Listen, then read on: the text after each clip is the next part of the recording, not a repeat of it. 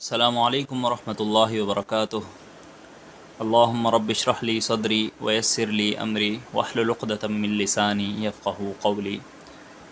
اللہم رب زدنی علما سبحانک لا علم لنا الا ما علمتنا انک انت العلیم الحکیم۔ اگلی صورت ہے ہمارے پاس سورۃ الکافرون۔ کافرون کا مطلب معلوم ہے۔ اعوذ باللہ من الشیطان الرجیم، بسم اللہ الرحمن الرحیم۔ پہلی آیت ہے قل یا ایہا الکافرون۔ قل فعل امر ہے، جیسے تھا فصلی، صلی کی طرح نماز قائم کرو۔ قل مطلب کہو، قال یقول سے قل مطلب کہو۔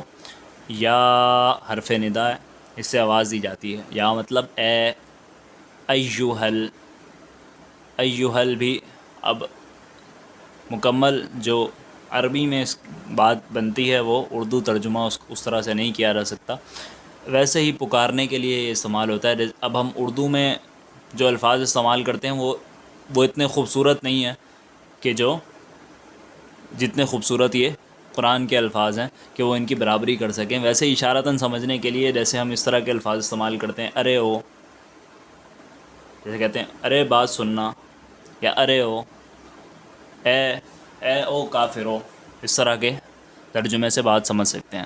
تو یہ وہی ہے، ایہل، قل یا ایہل کافرون، سنو اے کافرو۔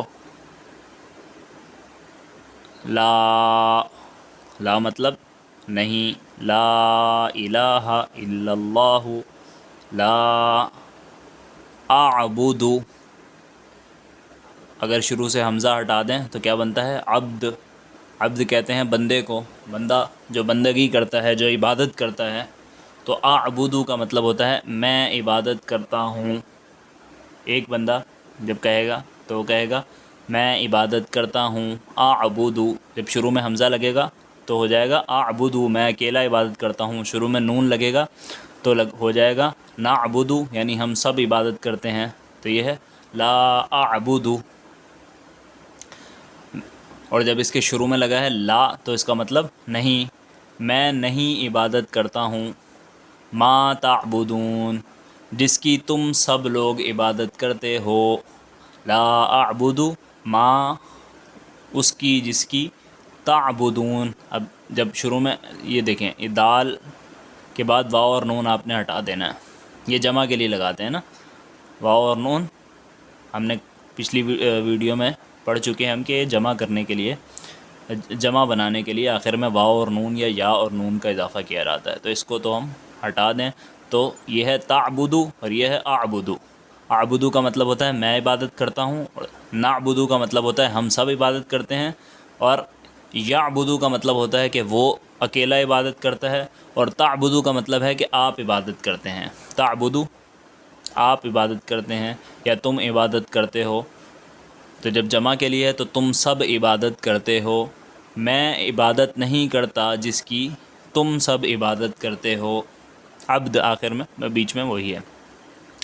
ولا، واو اور لام مطلب پتہ ہے، اور نہیں، انتم، انتم عربی میں کہتے ہیں انتا، تو، انتا کا مطلب ہوتا ہے تو، عورت کے لیے استعمال کرتے ہیں انتی، انٹی، انتی، یعنی آپ عورت کے لیے، انتا، انتی۔ پھر جمع کے لیے استعمال ہوتا ہے انتم، انتا ایک کے لیے، انتما دو کے لیے، اور انتم تم سب، انتم تم سب، ولا انتم اور نہیں تم سب، عابدون، عابد، واو اور نون ہٹا دیں گے تو عابد کا مطلب ہوتا ہے فاعل کے وزن پر، عابد مطلب عبادت کرنے والا، عابد عبادت کرنے والا، عابدون تم سب عبادت کرنے والے، اور نہیں تم سب عبادت کرنے والے ہو، ما اعبدو جس کی میں عبادت کرتا ہوں۔ اعبدو دوبارہ استعمال ہو رہا ہے، دیکھیں یہ دوبارہ ایک دفعہ آپ نے کلمہ سیکھ لیا تو وہ انشاءاللہ بار بار استعمال ہوتا ہوا نظر آئے گا۔ لا آپ نے سیکھ لیا، پہلے بھی صورتوں میں استعمال ہوتا رہا ہے، اور ابھی بھی یہ دیکھیں لا لا لا، یہ بار بار استعمال ہوگا۔ ما کا مطلب ہوتا ہے جس نے یا جس کی، لا اعبدو ما تعبدون، جس کی تم سب عبادت کرتے ہو، یہ بھی ما بار بار استعمال ہوگا۔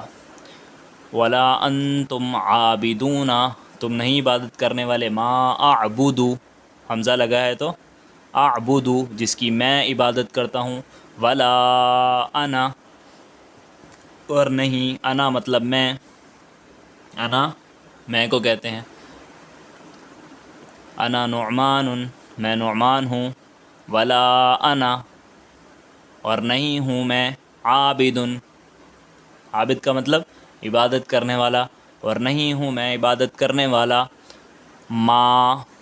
ما جس کی عبدتم، جس کی تم عبادت کرتے رہے ہو، ان کی تم عبادت کرتے چلے آ رہے ہو، ان کی میں عبادت نہیں کرنے والا۔ ولا، اب یہ فعل ماضی ہے، ولا، اور نہیں، انتم، تم سب، یہ پڑھ لیا ہم نے، یہ دوبارہ آیت ریپیٹ ہو رہی ہے تو اس کو ہم اسکپ کر دیتے ہیں۔ لکم، اچھا لام کے نیچے زیر آتی تھی تو اس کا ترجمہ بھی ہم کرتے تھے لیے، اب زبر آ رہی ہے تو اس کا ترجمہ بھی ہم لیے ہی کریں گے۔ کم ہے، لکا ہوتا ہے تو ہم نے پڑھا تھا ربو کا، ربو کا آپ کا، رب کا آپ کا، صرف آپ اکیلے کا، اور کما مطلب ہوتا ہے تم دونوں کا، اور کم مطلب ہوتا ہے تم سب کا، کما کم، کا کما کم، جیسے انتا انتما انتم، انتا مطلب آپ، انتما تم آپ دونوں، انتم آپ سب، لکم کم کا مطلب آپ کا، کما مطلب آپ دونوں کا، اور کم تم سب کا، لکم تم سب کے لیے ہے، کیا ہے، دینکم تم سب کا دین، تم سب کے لیے ہے تم سب کا دین، یعنی تمہارے لیے ہے تمہارا دین، اور لیا، لی مطلب لیے، یا لگاتے ہیں میرے لیے، جب بھی کہتے ہیں لی، ہادہ کتاب لی، یہ کتاب میرے لیے ہے، کتاب لی تو کتاب میرے لیے ہے، ولیا تو اور میرے لیے ہے، دین میرا دین، میرے لیے ہے دین، دین خالص یعنی اسلام کی بات ہو رہی ہے، تمہارے لیے تمہارا دین اور میرے لیے یہ دین۔ شان نزول اس صورت کا بھی یہ ہے کہ چند کافر، جیسے کہ ہم نے پہلے جانا تھا کہ کس طرح سے ان کے اندر بت پرستی آئی، انہوں نے اللہ کے نیک بندوں کو بت بنا کر پھر ان کو اللہ رب العزت سے تقرب کے لیے انہیں استعمال کرنا شروع کر دیا، تو پھر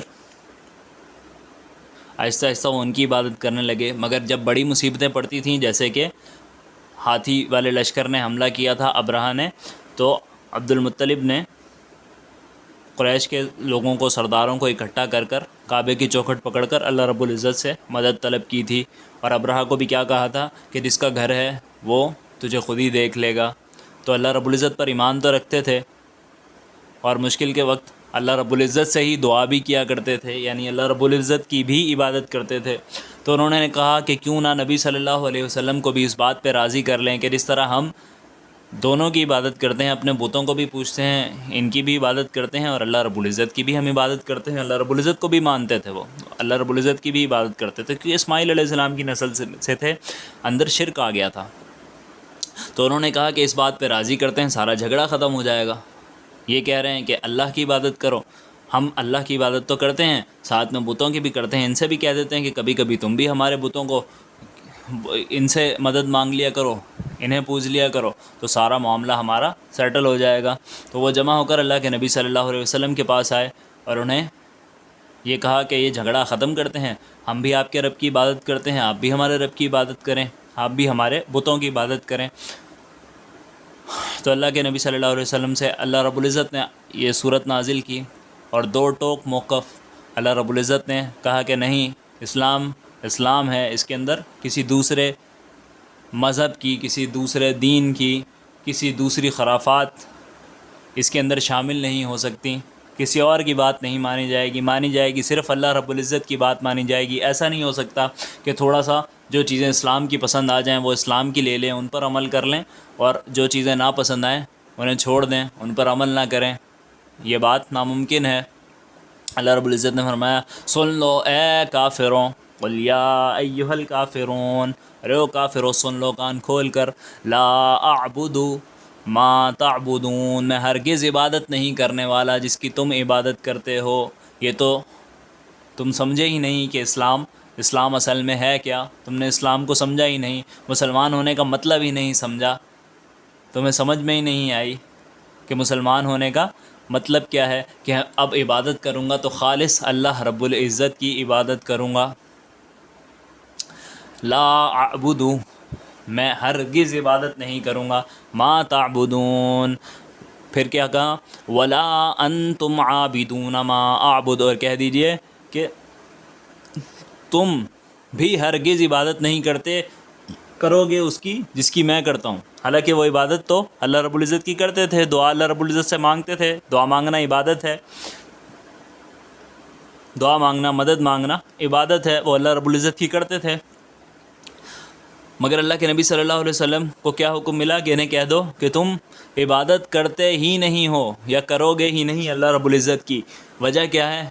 حالانکہ وہ کرتے تھے مگر ان کی عبادت میں شرک شامل تھا، اللہ رب العزت کی عبادت بھی کرتے تھے اور شرک بھی ساتھ کرتے تھے، تو گویا اللہ رب العزت ایسی عبادت قبول کرنے والا ہی نہیں، تو جب اس نے قبول ہی نہیں کرنی تو تمہاری عبادت کا کوئی فائدہ ہی نہیں، گویا تم عبادت کرتے ہی نہیں ہو، کیونکہ اس کا تمہیں کوئی اجر ملنے والا نہیں، کوئی فائدہ نہیں نا اس عبادت کا، کہ اللہ رب العزت کی بھی عبادت کرو اور ساتھ میں دوسروں کو بھی شامل کرو، دوسروں سے بھی مدد مانگو، دوسروں کو بھی شریک ٹھہراؤ، تو پھر وہ عبادت کسی طور قبول نہیں ہوگی، اس کا کوئی فائدہ نہیں ہوگا، کیونکہ شرک تو جہنم میں لے جانے والا ہے، وہ تو ناقابل معافی گناہ ہے۔ ولا انتم عابدون ما اعبد، بے شک تم اللہ کی بھی عبادت کرو اور ساتھ میں بتوں کی بھی کرو، تو گویا تم عبادت کرتے ہی نہیں اللہ کی، تو تم بالکل عبادت نہیں کرتے، تم بالکل عبادت نہیں کرنے والے جس کی میں عبادت کرتا ہوں۔ ولا انا عابد ما عبدتم، اور میں بھی ہرگز عبادت نہیں کرنے والا تمہارے بتوں کی، کیونکہ میں تمہارے بتوں کی عبادت کروں گا تو میں بھی تمہارے گناہ میں برابر کا شریک ہو جاؤں گا، میں بھی برابر کا شریک ہو جاؤں گا، پھر میری عبادت بھی کسی کام کی نہیں رہے گی۔ اگر میں اپنی عبادت میں شرک کو شامل کر لوں تو مجھ میں اور تم میں فرق کیا رہ گیا؟ تمہاری عبادتوں کو میں باطل کیوں کہہ رہا ہوں؟ کیونکہ اس میں شرک کی ملاوٹ ہے، تو میں بھی اگر یہ شرک کرنے لگ جاؤں تو میری عبادت بھی ناکارہ ہو جائے گی۔ ولا انا عابد ما عبدتم، دوبارہ دہرایا، تاکید کی، بار بار کہا، تکرار کی، اس بات کی اہمیت کو بڑھانے کے لیے، اس بات کو پختہ کرنے کے لیے، اس کی مضبوطی کو بڑھانے کے لیے، اپنے موقف کی مضبوطی کو بڑھانے کے لیے، کہ اس میں کسی قسم کا کوئی کمپرومائز نہیں ہوگا، عبادت ہوگی تو صرف اللہ رب العزت کی عبادت ہوگی۔ اور پھر کہا تمہارے لیے تمہارا دین الگ ہے اور ہمارا دین الگ ہے، ایسا نہیں ہو سکتا کہ دونوں کو جوڑ کے ایک نیا دین بنا لیں یا ان دونوں کو مکس کر لیں، یہ ناممکن ہے، نہیں ہے۔ اسلام اسلام ہے اور کفر کفر ہے، کفر اور اسلام دونوں مکس نہیں ہو سکتے۔ اسی چیز کو لکم دینکم ولی دین، اب کچھ لوگ اپنے الو سیدھا کرنے کے لیے کہتے ہیں کہ جیسے عیسائی اور یہودی، کہ دیکھو تمہارا قرآن تو خود کہہ رہا ہے کہ تمہارے لیے تمہارا دین اور ہمارے لیے ہمارا دین، تو اس کی وضاحت کہ قرآن اپنی تفسیر خود کرتا ہے، تو اس بات کی وضاحت کرنے کے لیے قرآن سے ہی پوچھتے ہیں، اور اس کے لیے ہم چند اور آیات دیکھ لیتے ہیں۔ سورۃ البقرہ کی آیت نمبر ہوگی 256، دیکھ لیتے ہیں۔